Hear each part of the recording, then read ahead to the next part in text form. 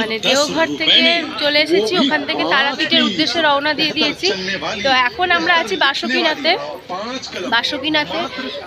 এখানে নেমেছি, তো গাড়িতে করে এসেছি, এসে আবার এক জায়গায় নেমে ওখান থেকে আবার টোটো ধরে এসেছি, এসে আবার এখান থেকে আবার হাঁটা পথ অনেকটা হেঁটে গিয়ে বাসুকিনাথের মন্দির যাচ্ছি। সেখানে তারাপীঠে এসে পৌঁছতে পেরেছি।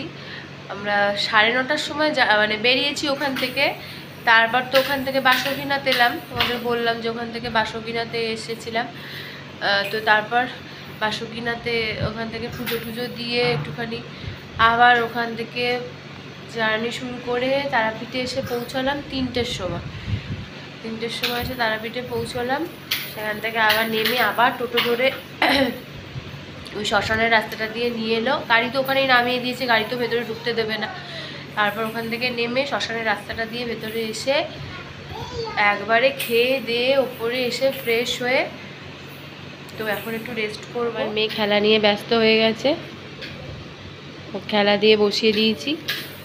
এটা দেওঘর থেকে কিনে নিয়ে এসেছে, ওর খুব পছন্দ এটা নিয়ে আছে।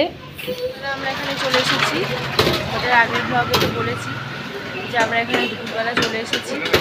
দুপুরবেলা একটু ঘুমিয়ে রেস্ট করে নিয়েছি, রেস্ট করে নিয়ে বিকেলবেলা উঠে এখন পরের সাথে বেরিয়ে গেছি মাংস কেনার জন্য বেরিয়ে গেছি। রাত্রিবেলা মাংস হবে, হোটেলে দিয়ে দেবো, ওখানেই মাংস করে বানিয়ে দেবে। এই যে আবার দাঁড়িয়ে আছে, ওর সাথে মাংস নিতে বেরিয়ে এসেছি। আমি তারাপীঠে এসেই প্রথমবার বাজারে এসেছি, মানে তারাপীঠে এসেছি, এর আগে 2-3বার এসেছি, কিন্তু বাজারে কখনো আসিনি। ও বললো চলো যাই, চলো ঘুরে আসি।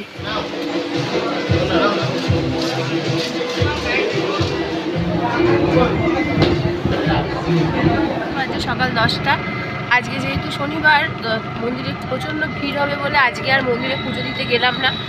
পুজোটা কালকেই দেবো ঠিক করেছি। তো আজকের দিনটা ওই তারাপীঠের আশেপাশে যেসব নলহাটি, বীরচন্দ্রপুর আরও কী সব আছে আমি ঠিক অত জানি না, তো ওই জায়গাগুলো কোনোদিনও দেখা হয়নি। তারাপীঠ আসা হয়, ওইগুলো কোনোদিনও যাওয়া হয়নি। তো আমার মায়ের খুব শখ ছিল, তো এবারে তাই বেরিয়েছি, এগুলো একটুখানি দেখে নেবো, আজকে ঘুরে নেবো।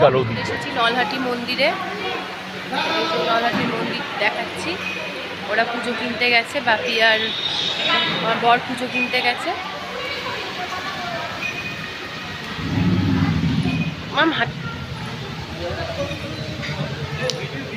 তাড়াতাড়ি তাড়াতাড়ি তাড়াতাড়ি চল, তাড়াতাড়ি চল,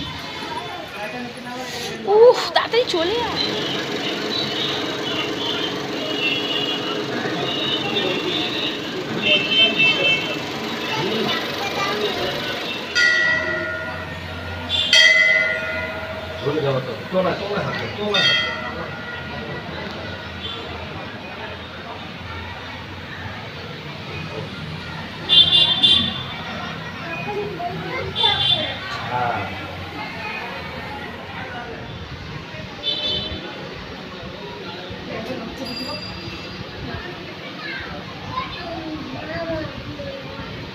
সাড়ে 8টা, এখন যাচ্ছি মন্দিরে পুজো দেওয়ার জন্য। যাচ্ছি তারামার কাছে, এখন দাঁড়িয়ে আছি পুজোর লাইনে। এই যে পুজোর ডালা নিয়ে দাঁড়িয়ে পড়েছি লাইনে।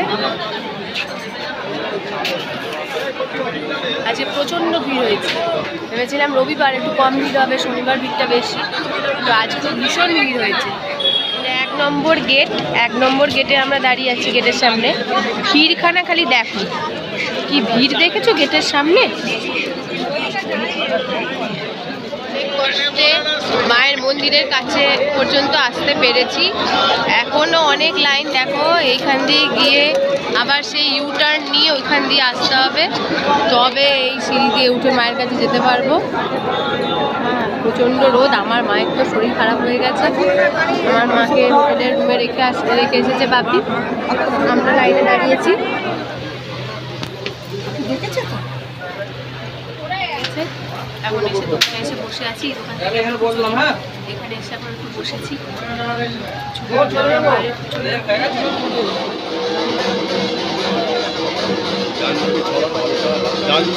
হাত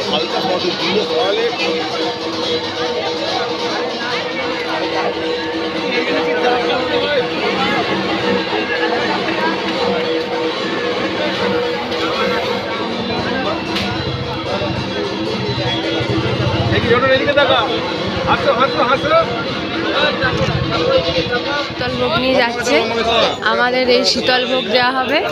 শীতলভোগ দেওয়া হয়েছে মাকে, আমরা যখনই আসি শীতলভোগ দেওয়া হয় মাকে। এটা এখন সবাইকে বিতরণ করা হবে এই শীতলভোগ, আমরা সবাই মিলে বিতরণ করব, আমার মেয়ে, বাপি, আমি। আমাদের তারাপীঠের হোটেলের ঘর।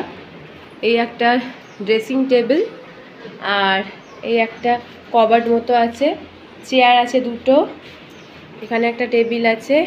এসি রুম নিয়েছিলাম এখানে এসে, প্রচণ্ড গরম গো, এখানে ভীষণ গরম। আর মানে ডবল বেড আছে, এখানে একটা বেড আছে আর এই একটা বেড আছে। আমরা এর আগেও এই ঘরে এসেছি, কিন্তু এই বেডটা এবারে পাল্টে দিয়েছে, বেডটা বেশ বড় বড়, মানে বেডটা চেঞ্জ করে বড় বেড করে দিয়েছে। আর এখানে একটা ব্যালকনি আছে, এই যে একটা বড় ব্যালকনি আছে, দিয়ে বাইরেটা পুরো দেখা যায়। এর পেছনেই দ্বারকা নদী আছে।